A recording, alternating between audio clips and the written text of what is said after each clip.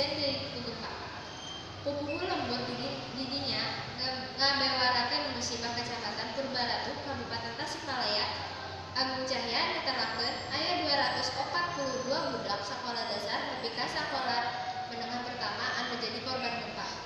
56 urang diantarana nyaeta murid SD Unsilster anu sakolana deukeut jeung tempat gempa. Maranehna ayeuna diajar di tenda darurat. Khusus pikeun kelas genep anu minggu ieu bakal nyanghareukeun ujian nasional disaprak 2 minggu katukang maranehna cicing jeung diajar di imah kepala sakola SD. Samemeh ujian nasional, murid utamana dibekalan pangajaran tambahan pikeun pangajaran matematika, bahasa Indonesia, bahasa Inggris, sareng IPA.